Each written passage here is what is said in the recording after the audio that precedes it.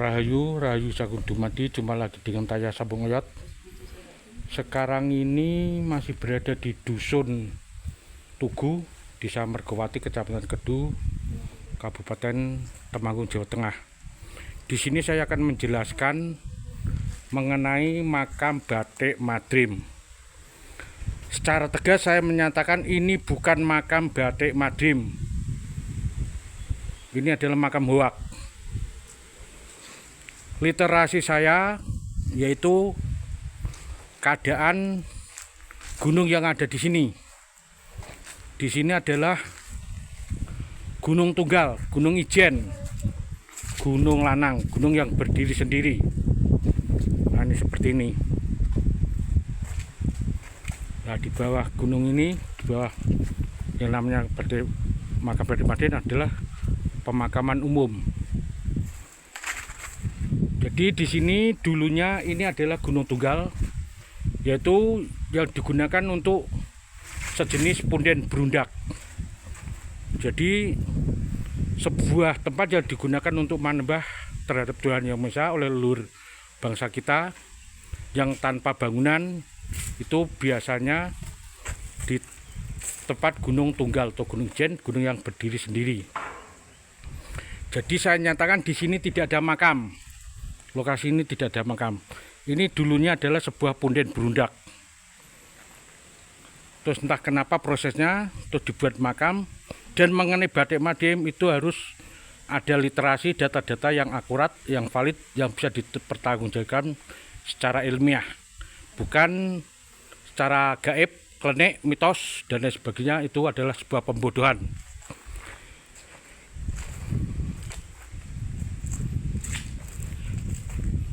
Bangunan ini kalau orang tidak tahu ini dikira lawas atau kuno, tapi ini anyar.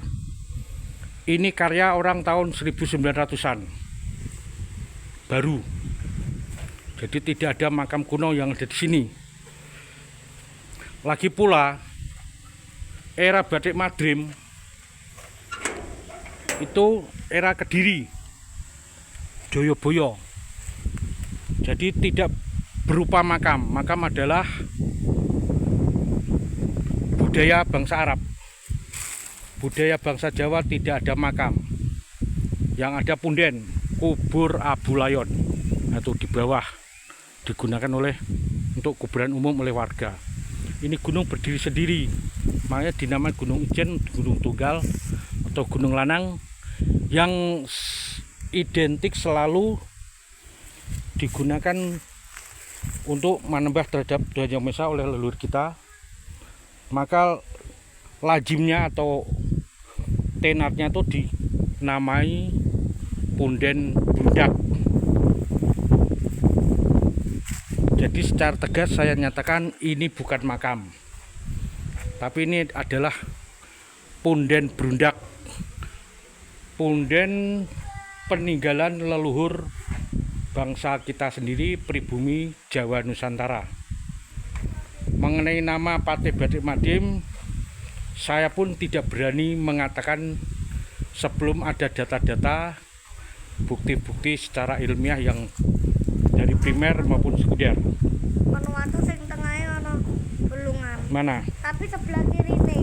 Yang mana? Coba tunjukin Bapak. Di seberang jalan dulu. Oh, di seberang jalan bawah sana. Iya. Yo coba ke sana. Batu. Ini no, tongkatku. Ayo gimana, Dek?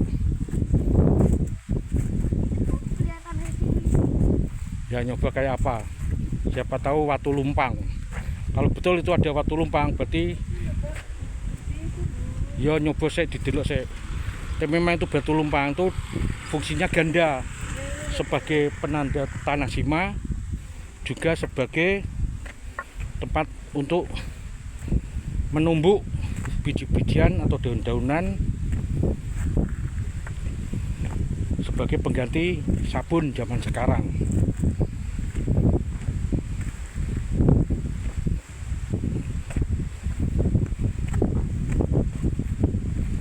Nah, ini letak Gunung Ijennya atau Gunung Tunggalnya atau Gunung Lanang, atau jelasnya adalah sebuah punden berundak. Coba Bapak tak lihat.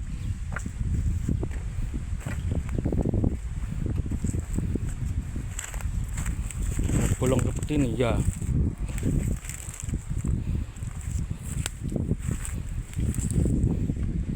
Seperti ini ya. Ini seperti di tapak suci Muneng. Tapak suci Muneng seperti ini. Ini memang secara alami. Ini kalau ini alami bisa jadi ini batu meteorit. Ya. Ya betul, bisa jadi ini sebuah batu meteorit seperti di Desa Silurah Wonotunggal Batang, dihancurkan malah keluar api. Ya seperti ini ciri khasnya.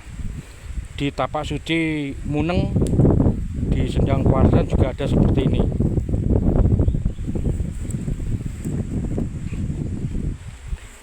Sekali lagi saya nyatakan bahwa punden yang ada di situ itu bukan makam, tapi punden berundak asli peninggalan leluhur pribumi Jawa Nusantara.